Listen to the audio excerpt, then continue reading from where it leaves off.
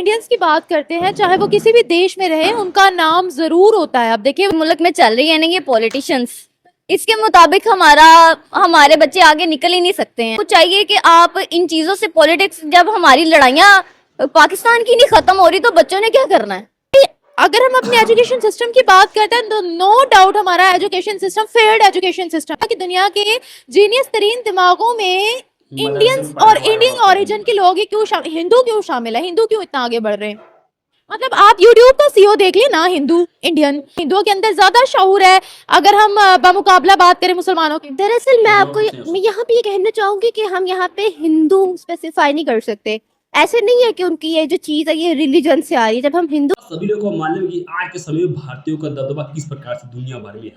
वो यूट्यूब के सीईओ हो, गूगल के सीईओ, मतलब दुनिया भर के बड़े-बड़े टेक के जो सीईओ आप सभी को भारतीय देखने को मिलेंगे। यहाँ तक कि बता दें कि आज के समय में भारत टेक्नोलॉजी हो, एजुकेशन हो, फार्मेसी हो, और बाद डॉक्टरी हो, मतलब हर एक फील्ड में ऐसा ना हो जो कि भारत दुनिया भर में अपना नाम ना बनाया हो। लेकिन बात करें पाकिस्तानियों की, बेचारे मदरसा छाप, टोपीबाजी, मौलवी मौलाना, आतंकवाद फैलाना, हिंदू काफिर करना, यहूदी को मारना, हिंदुओं को मारना, मतलब दुनिया भर का ड्रामा, जन्नत जाना, ये सब चल रहा है। इस वीडियो में दोस्तों देखेंगे। हम इंडियंस की बात करते हैं, चाहे वो किसी भी देश में रहे, उनका नाम जरूर होता है। अब देखिए वो क्रिश अरोड़ा 10 साल का महज सिर्फ एक बच्चा है जिसने आइंस्टाइन और हॉकिंग के आईक्यू लेवल को बीट कर दिया। बहुत से पाकिस्तानी बच्चों के इंटरव्यूज भी लिए हैं। और अगर हम पूरी पाकिस्तानी यूथ की बात करते हैं, जो बच्चे अब जवान हो रहे हैं या जिन्होंने उभरता हुआ सितारा बनना है पाकिस्तान का, उनका दिमाग जंगों से बाहर ही नहीं निकलता, नफरतों से बाहर ही नहीं निकलता। वो क्या पर हाइपर फोकस करेंगे। उनका मेन गोल ये है भाई हमने इंडिया के साथ गजवा हिंद लड़नी है, दिस एंड दैट। जो हमारे मुल्क में चल रही है ना ये पॉलिटिशियंस, इसके मुताबिक हमारे बच्चे आगे निकल ही नहीं सकते हैं, क्योंकि पॉलिटिशियन ने बच्चों का दिमाग खराब कर दिया हुआ है। जो माँ बाप हैं वो कुछ कहते हैं, जो बच्चे हैं वो कुछ कहते हैं, वो कहते ही नहीं है, उनको पता ही नहीं है कि एक्चुअली में राइट चीज है क्या। तो इसलिए मैं ये कहना चाहती हूँ कि आपको चाहिए कि आप इन चीजों से, पॉलिटिक्स, जब हमारी लड़ाइयाँ पाकिस्तान की नहीं खत्म हो रही तो बच्चों ने क्या करना है। अगर हम अपने एजुकेशन सिस्टम की बात करते हैं तो नो डाउट हमारा एजुकेशन सिस्टम फेयर्ड एजुकेशन सिस्टम है, दुनिया से बहुत पीछे है। लेकिन बात यह है इंडियन जिनका ओरिजिन भी इंडियन है और वो इंडिया में नहीं रह रहे हैं, वो किसी और कंट्री में रह रहे हैं, नाम वो भी दुनिया में अपना लगाते हैं। ऐसा क्या है हिंदुओं के अंदर या इंडियन ओरिजिन के लोगों के अंदर कि आज दुनिया भर में उनको सराहा जाता है, टॉप ऑफ द लिस्ट वो आते हैं, बड़े बड़े इदारों में वो बैठे हुए हैं, इतना उनका नाम है कि आज उनका कंपैरिजन बड़े बड़े साइंटिस्ट के साथ करता है कि दुनिया के जीनियस तरीन दिमागों में इंडियंस और इंडियन ओरिजिन के लोग ही क्यों हिंदू क्यों शामिल है, हिंदू क्यों इतना आगे बढ़ रहे हैं। मतलब आप यूट्यूब का सीईओ देख लिए ना, इंडियन। आप किसी भी बड़ी टेक का, गूगल का सीईओ देख ले, वो भी एक इंडियन हिंदू, सुंदर पिचाई। क्योंकि हिंदुओं में ज्यादा शऊर है, हिंदुओं में आगे बढ़ने की ज्यादा चाह है। क्या हिंदू हर चीज को रिलीजन से नहीं जोड़ते हैं, लेकिन अब इस बात का तो मैं ये नहीं कह सकती हूँ कि वो उनका दिमाग है, सबका दिमाग होता है, लेकिन अब मुझे इस बात का आइडिया नहीं है सच में। जी, लोगों कहेंगे हिंदू आज पूरी दुनिया में अपनी रिसर्च से, अपनी एजुकेशन से नाम लगवा रहे कि हिंदुओं के अंदर ज्यादा शऊर है अगर हम बमुकाबला बात करें मुसलमानों की। दरअसल मैं यहाँ पे ये कहना चाहूंगी कि हम यहाँ पे हिंदू स्पेसिफाई नहीं कर सकते। ऐसे नहीं है कि उनकी ये जो चीज है ये रिलीजन से आ रही है। जब हम हिंदू कहते हैं ना, वो दरअसल हम एक उसको रिलीजन से जोड़ देते हैं। लेकिन मुझे लगता है कि ओके, ये रिलीजन से चीज नहीं आ रही, ये दरअसल वहां से आ रही है कि किस तरह से उनका ब्रॉटअप हुआ और किस इन्वायरमेंट में हुआ है। अगर यहाँ पे जो ब्रॉटअप होगा बच्चों का, जहाँ पे क्वेश्चंस को वेलकम किया जाएगा, यू नो व्हाट, हमारी सोसाइटी में क्वेश्चंस को वेलकम नहीं किया जाता।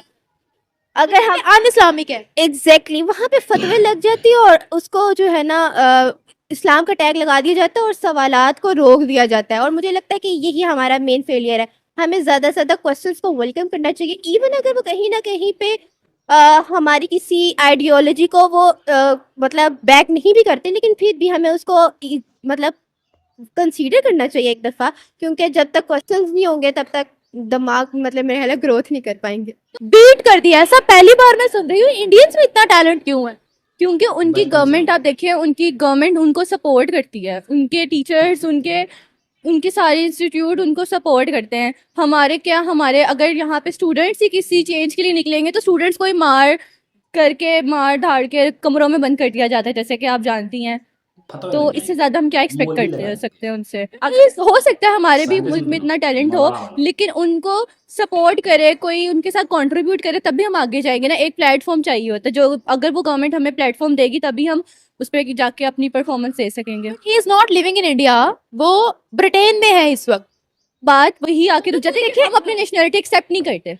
अब आप देखें कि जितने भी अच्छे क्रिकेटर्स, बॉक्सर्स, जितने भी स्पोर्ट्समैन हैं जो दूसरे मुल्कों की तरफ से खेल रहे हैं, वो उनकी तरफ से खेल रहे हैं, वो अपने मुल्क को एक्सेप्ट ही नहीं करते, अपनी एक्सेप्टेंस ही नहीं वो करते कि हम पाकिस्तानी हैं, क्योंकि हम एक्सेप्ट करना ही नहीं चाहते, पाकिस्तान लायक है क्योंकि भाई। हमारा मुल्क हमें उस तरह सपोर्ट ही नहीं कर रहा कि हम भी दिल से उनको सपोर्ट करें। है आपस में एक दूसरे को लड़ते नहीं है, एक दूसरे की टांगे नहीं खींचते हैं, इसीलिए यही वजह है कि वो लोग पाकिस्तान से आज आ गए हैं। और यहाँ पर पाकिस्तान के जितने भी इंस्टीट्यूट हैं, चाहे वो गवर्नमेंट है चाहे वो प्राइवेट है, उनको ये होता है कि हम एक दूसरे की बस टांगे खींचे। लाइक यहाँ पे इंस्टीट्यूट के जो टीचर्स भी हैं, उनको ये होता है कि हम किसी ना किसी तरह स्कूल की या यूनिवर्सिटी की जो फैकल्टी है, उनको ये होता है हम किसी ना किसी तरह बच्चों की आई हुई स्कॉलरशिप्स भी खा लें। एग्जैक्टली।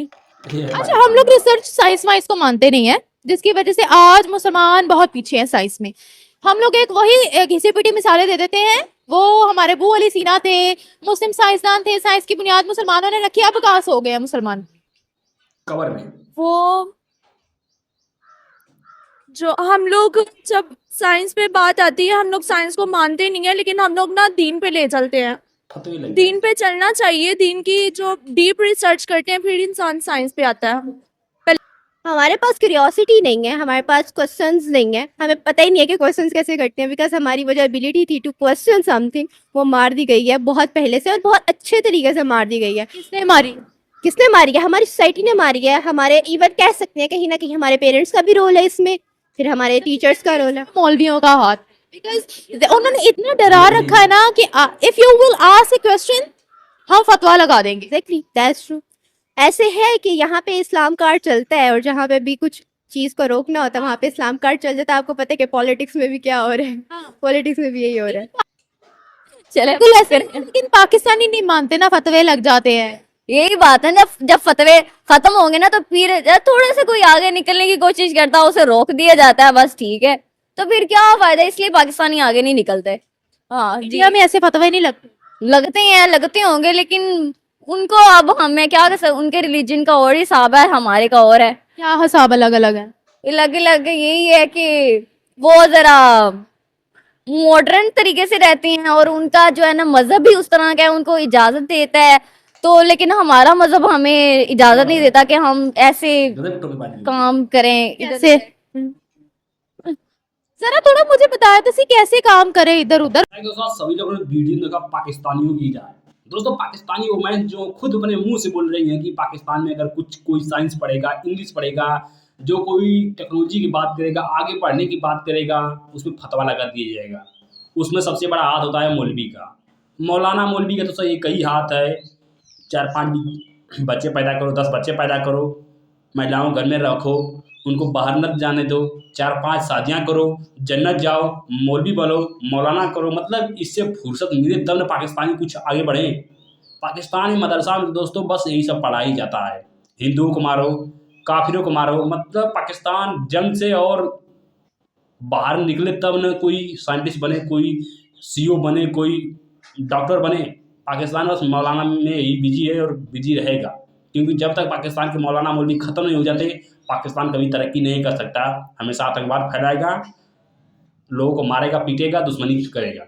आप सबको दोस्तों क्या राय इसके बारे में कमेंट जरूर देगा। पहली बात तो चैनल पर भी सब्सक्राइब कर लीजिएगा।